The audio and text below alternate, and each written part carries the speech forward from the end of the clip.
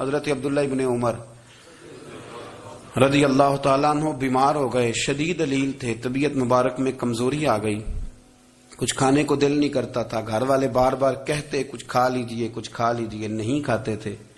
بالآخر حضرت نافع آپ کے غلام تھے، ان سے کہنے لگے کہیں سے مچھلی مل جائے نا تھوڑی سی تو میں کھاؤں گا۔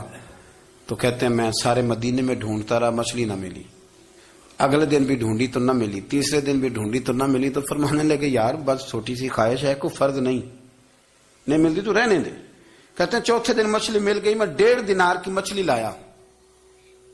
لا کے حضرت عبداللہ ابن عمر رضی اللہ تعالیٰ عنہ کے سامنے جو مچھلی رکھی تو آپ نے لقمہ روٹی کا توڑا تھا، مچھلی کو لگانے لگے کہ دروازے پہ فقیر نے آ کے آواز دی کچھ کھانے کو دو۔ تو حضرت عبداللہ ابن عمر نے روک لیا اور ہنسے۔ کئی دفعہ دے ہم بھی دیتے ہیں پر ہمارا چہرہ دیکھنے والا ہوتا ہے، اتنے ہم غصے میں ہوتے ہیں، دے دیتے ہیں، لیکن جو سلوٹیں ہوتی ہیں نا چہرے والی وہ گنی نہیں جاتی۔ ہنسے، فرمایا دیکھو میرا اللہ کتنا کریم ہے، وہ مجھے بچانا چاہتا ہے، اٹھا بار دیا جا کے۔ تو خادم اب حکم کا پابند تھا، وہ لیت اللہ تو کر نہیں سکتا تھا، وہ گیا اور جا کے دے آیا۔ فقیر جب سارے محلے سے آٹا اکٹھا کر لیتے ہیں تو پھر ایک جگہ جا کے بیچتے بھی ہیں۔ دے آیا، وہ 2 گلیاں آگے گزرا تو میں پیچھے دوڑا گیا، میں نے کہا سچ بتا کھانی ہے کہ بیچنی ہے؟ وہ کہنے لگا جو بھی سبب لگ جائے کر جاؤں گا، آپ نے دے جو دی ہے۔ تو کہتے ہیں میں نے اسے کہا کہ یہ 1.5 دینار کی میں نے خریدی تھی، اگر تو 2 دینار کی مجھے بیچ دے تو آج کل مچھلی مدینے میں مل نہیں رہی تو میں اپنے آقا کو دے دوں گا، وہ یہی کھائیں گے، بیمار ہیں۔ تو کہنے لگا جی بسم اللہ، مجھے کیا اعتراض ہے، 2 دینار مل رہے ہیں، 1.5 کی مچھلی، اور 1.5 کی بھی کسی نے نہیں خریدنی تھی، اب تو پک گئی۔ فرماتے میں نے 2 دینار اس کو تھمائے، وہ مچھلی اس سے خریدی اور خرید کر کے میں لا کے حضرت عبداللہ ابن عمر کے سامنے دوبارہ رکھی۔ تو فرمایا یہ کیسے آ گئی؟ میں نے کہا حضور 1.5 کی خریدی تھی اور پھر فقیر کو دے دی، اب اسی سے میں 2 دینار کی خرید کے لایا ہوں، آپ قبول فرمائیں۔ تو فرمانے لگے تم نے اچھا نہیں کیا، اب اس طرح کرو 2 دینار بھی اسے دے اور مچھلی بھی واپس دے آؤ۔ عرض کی حضور کیوں؟ فرمایا تم نے قرآن نہیں پڑھا؟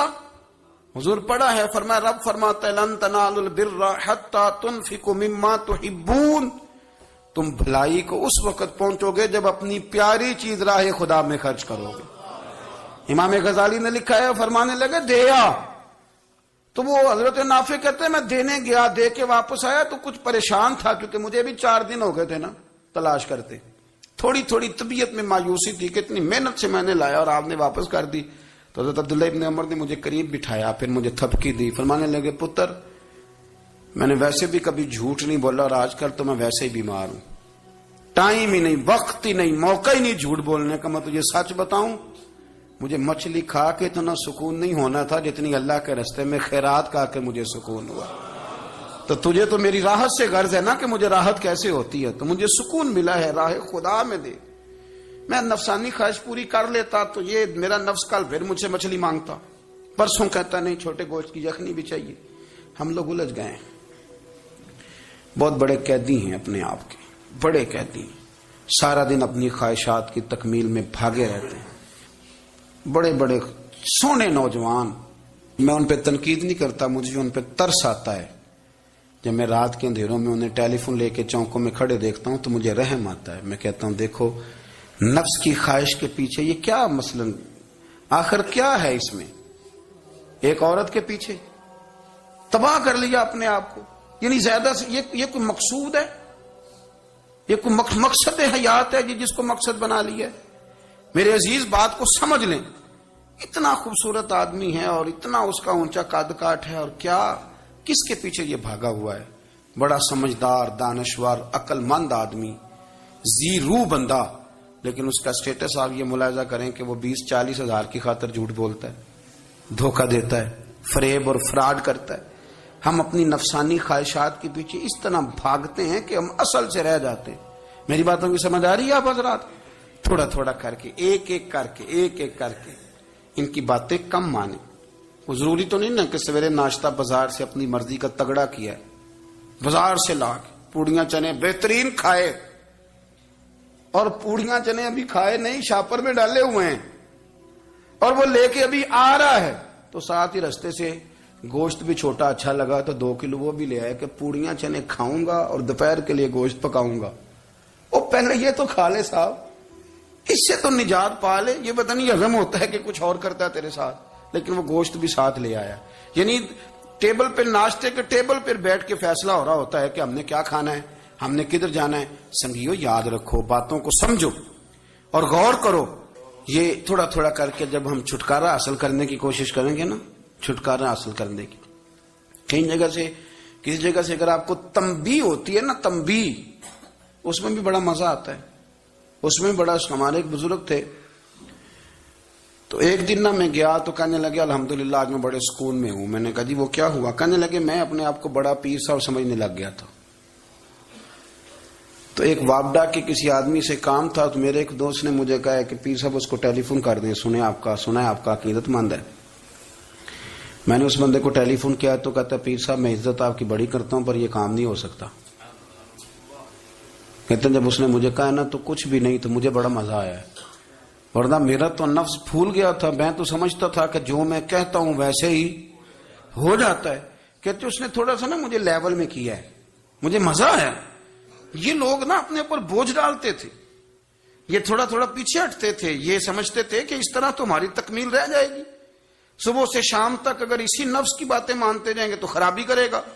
دولت کا نشہ ہے بھائی, دولت کٹھی کرنے والا کسی جگہ سیر نہیں ہوتا.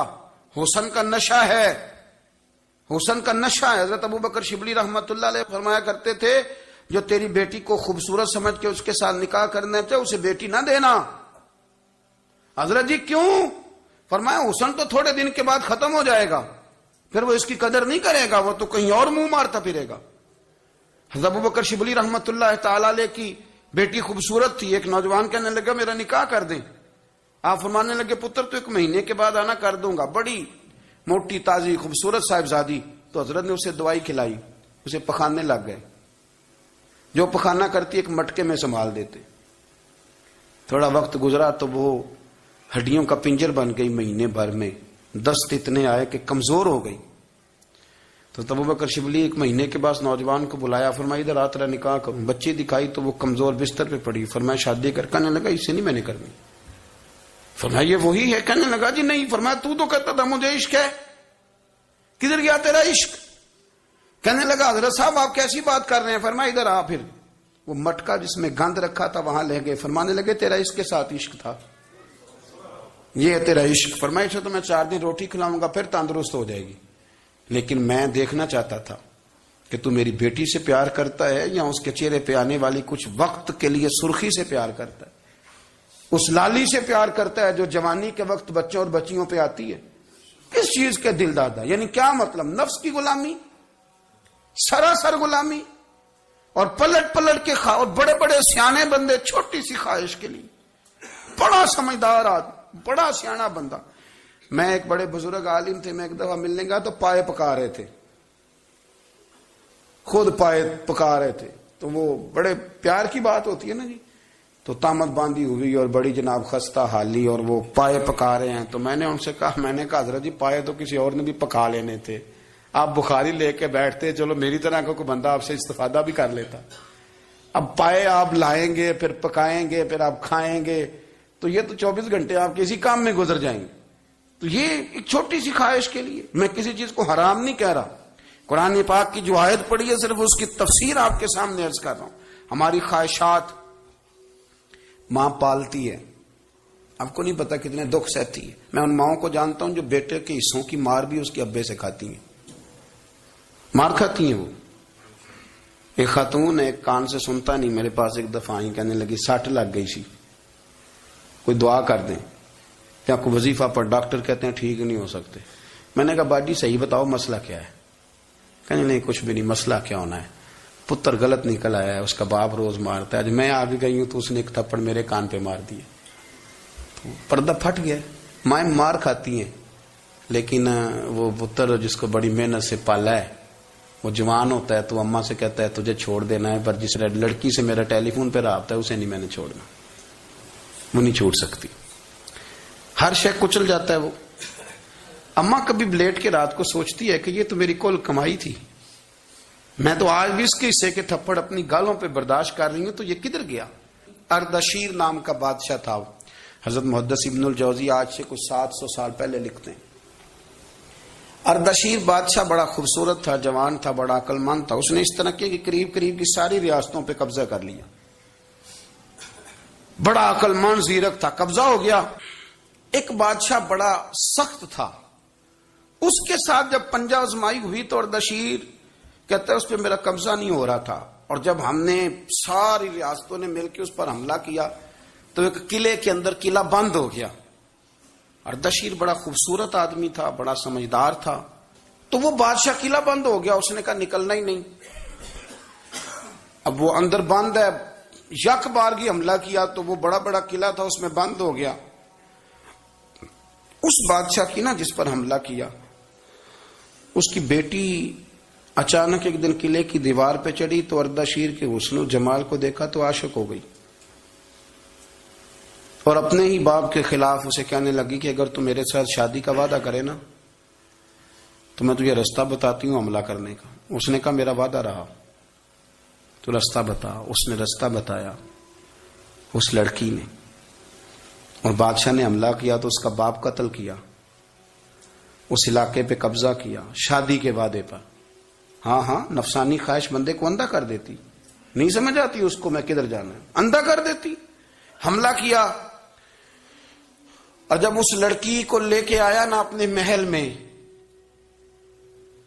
تو پہلے دن شادی کی پہلی رات تھی، تو بستر بچھایا کنیز نے، تو وہ کبھی کروٹ ادھر بدلتی کبھی ادھر بدلتی. تو بادشاہ کہنے لگا کیا ہے؟ کہنے لگی بستر میں کچھ ہے، مجھے تکلیف دے رہی. اس نے چراغ جلائے اور جب بستر اٹھایا تو ایک اتنا سا دھاگا نکلا. دھاگے سے عموماً تکلیف نہیں ہوتی. تو اس نے کہا تو اتنی نرم و نازک ہے کہ دھاگا. کہنے لگی میرا باپ نا میرے ساتھ اتنا پیار کرتا تھا کہ روز میرا بستر بھی خود بچھاتا تھا، اور اس نے آلہ رکھا ہوا تھا، وہ ناپتا تھا کہ کوئی پایا اونچا نیچا تو نہیں، میری بیٹی کا بیلنس سوتے وقت خراب نہ ہو جائے. اور میرے لیے گوشت اور کپڑے بھی خود پسند کر کے لاتا تھا، کھانے پینے کا خود خیال کرتا تھا. اردشیر کہنے لگا اچھا وہ اتنا پیار کرتا تھا، اور پھر تو نے اس کے ساتھ کیا کیا؟ کہنے لگا بلاؤ کنیزوں کو بلایا، فرمایا اس کو اٹھاؤ اور جلاد کے پاس لے جاؤ. اسے کہو کہ اس کے بال ایک گھوڑے کے ساتھ باندھے، پیر دوسرے گھوڑے کے ساتھ باندھے، اور ایک گھوڑا ادھر بھگا دے کدھر بھگا دے. یہ جس کے باپ نے اتنا پیار کیا یہ نفس کی اتنی غلام ہے کہ اس کی وفادار نہیں رہی تو میری وفادار کیسے بنے گی؟ اس نے اتنے نازوں سے پالا کہ دھاگا اسے برداشت نہیں. او یارو یاد رکھو، اگر نفس کی غلامی کرو اور بڑے بڑے وفاداروں کو چھوڑ کے غلامی کرو تو پھر کہو وفادار مل جائیں. کوئی بول اب لڑا نہ بول بیٹھی ہوں دے خسم ناراض بڑ بولیاں دے، کہاں سر کھائے تے بلبل ٹھنڈ پائے. بڑے فرق نہیں سجنا بولیاں دے، جڑیاں خسماں دی وچ رضا وسن بھاگ جاگ جاندے انہاں گولیاں دے. آپ ادلیاں نو سردار پین تکے تے شرما والیاں نو جھوٹے ڈولیاں دے. اپنے نفس کے پیچھے چلو گے تو یہ تباہی ہے. جب ہم نے کسی سے وفا نہیں کی تو یہ کیا امید ہوئی کہ دنیا ہم سے وفا کرے گی؟ اللہ رسول کی مرضی کے مطابق اصول پسند زندگی بنائیں، ایک ایک کر کے اپنی خواہشات سے پیچھے ہٹیں، تھوڑے پہ گزارا کرنا سیکھیں، اپنے نفس کو سمجھائیں. ضروری نہیں کہ روٹی ہر وقت مزے کے لیے کھائی جائے، کبھی کمر سیدھی کرنے کے لیے خشک روٹی بھی کھا کے دیکھو، کبھی سادہ کھانا اس پہ بھی اکتفا کرو، کبھی تھوڑا کھر کے اچھے طریقے سے سادے کمرے میں بھی اللہ کو یاد کر کے دیکھو. نفس کے پیچھے نہ بھاگیے گا، تباہی کرے گا. رب کریم سمجھنے کی توفیق رفیق عطا کرے.